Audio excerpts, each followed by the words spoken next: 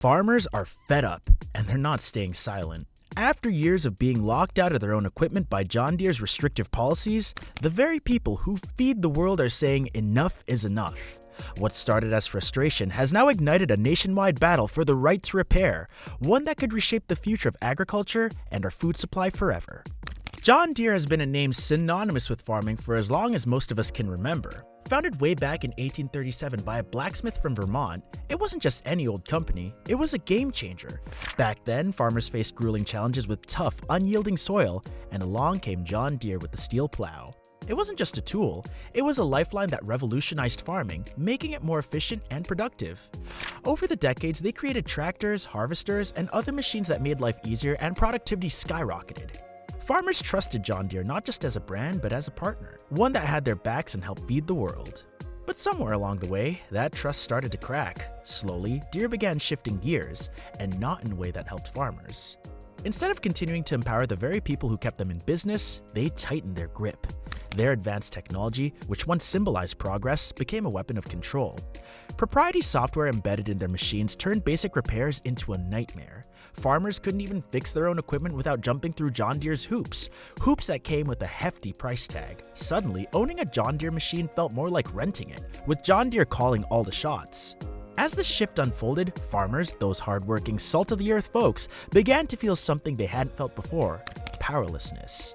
And let's face it, when the people who put food on our tables feel alienated, that's a problem. It's no wonder their frustration started boiling over. Cries to learn that farmers, men and women who work the land, often can't fix the gear that they use to do the job. If you've ever had something break down at the worst possible moment, you know how frustrating it can be. Now, imagine you're a farmer, and your tractor or harvester breaks down right in the middle of planting or harvesting season. That's not just an inconvenience, it's a financial disaster. The kicker? With John Deere's policies, even if you know exactly what's wrong with your machine, you can't fix it yourself. You're locked out of your own equipment thanks to proprietary software that blocks you from making repairs without John Deere's permission. It's like owning a car, but needing the manufacturer's approval to change the oil. When something goes wrong with your car, sometimes you'll try to fix it yourself. For farmers though, when their John Deere equipment goes wrong, they don't really have that luxury. They pretty much have to take it to the dealership.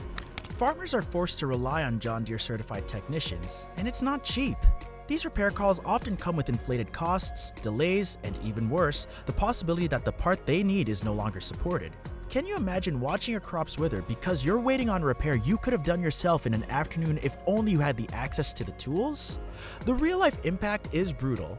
A small malfunction, say a GPS unit glitch, can lead to days of downtime. For farmers who live season to season, that's money lost, sometimes so much that they can't even recover. Small-scale farmers already working on razor-thin margins are being pushed to the edge, some even into bankruptcy. When you think about it, farmers are some of the most resourceful people out there. They've always found ways to tackle problems, whether it's a busted pipe in the barn or a late frost threatening their crops. But when it comes to fixing their own tractors or harvesters, John Deere has thrown up roadblocks that even the most determined farmer can't get past. So, what do you do when you're up against a giant? You fight back. And that's exactly what farmers are doing with the Right to Repair movement. This isn't just about fixing broken machines, it's about reclaiming their independence. Farmers have teamed up with consumer rights groups, advocacy organizations, and even tech repair activists to demand change. The goal? To make it illegal for companies like John Deere to lock owners out of their own equipment. And guess what? They're making headway. In 2022, Colorado passed a groundbreaking right to repair law focused on agriculture, making a major victory for farmers. It's a law that says farmers have the right to access the tools, parts, and software needed to fix their machines without being gouged by corporate monopolies. But it's not all smooth sailing. John Deere's fighting back with everything it's got: money, lobbyists, and legal teams. These corporate giants argue that loosening repair restrictions could lead to safety risks or intellectual property theft. Though many see it as a smokescreen for protecting profits, it's a David versus Goliath battle, and the odds are tough. While farmers are making progress in the courts and legislators, they've also started turning to a new front: the marketplace.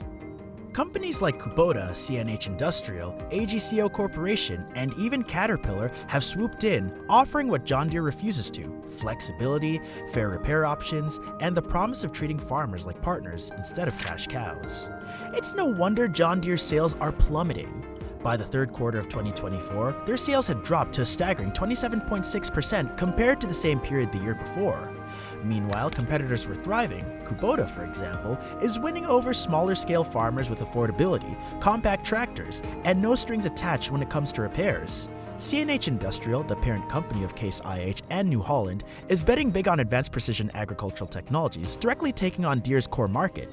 Then there's AGCO Corporation, known for brands like Fendt and Massey Ferguson, which has carved out a loyal following by making repairs simple and affordable. Caterpillar, traditionally a construction giant, is now making moves into agriculture, leveraging its trusted dealer network to capture frustrated farmers. All these competitors are thriving because they're doing one simple thing John Deere refuses to do: putting farmers first. This shift in loyalty isn't just about machines, it's about principles. Farmers want companies that respect their independence. And as Deere's market share shrinks, it's clear their grip is loosening. But the fallout from Deere's restrictive policies isn't just hitting their bottom line, it's creating ripple effects far beyond the marketplace, impacting entire farming communities. Delayed repairs caused by John Deere's restrictive policies means crops sit in the fields longer than they should. For a farmer, every hour counts, especially during planting and harvesting seasons. When those delays happen, yields drop. Fewer crops means less income for farmers who are already stretched thin, and it doesn't stop there. Rural communities, many of which rely heavily on agriculture, are taking a hit too. These towns depend on farmers to keep their local economies alive. When farmers have to pour money onto overpriced repairs, or worse, can't harvest their crops in time, they spend less at local businesses. Seed companies, feed stores, equipment suppliers, all of them feel the pinch. The financial strain snowballs, threatening the stability of entire farming towns. For some small family-run farms, these losses are the final straw, forcing them to sell out or shut down altogether. And then there's the impact on all of us. Those lower yields, they mean less supply in the market, driving up food prices. Your grocery bills climb, and it's not just luxury items. Staples like fruits, vegetables, and grains cost more. This isn't just about bad luck for farmers, it's about a system that's making food more expensive for everyone. John Deere's restrictive policies aren't just squeezing farmers dry, they're squeezing us all. As farmers band together to demand change, the stakes couldn't be higher. This isn't just about fixing a broken system, it's about the future of farming and the food we all depend on. The solution starts with transparency. Farmers need their own equipment in every sense of the word. Tools, parts, software, and all. They've been crystal clear in their demands. Let them fix their machines without interference or extortionate costs. Expanding right to repair legislation across the country is a critical step. Colorado's law was a win. But the fight isn't over until every farmer, no matter where they live, has the same rights.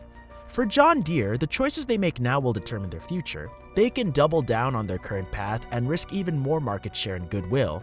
Or they can pivot, embracing change, transparency, and the very farmers who built their legacy.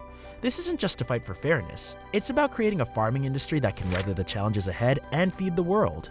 At its heart, this is about more than just farmers. It's about everyone who eats, everyone who depends on the land. The fight for farmers' autonomy is really a fight for the sustainability of our future. So, what are your thoughts on this? Let us know in the comments below.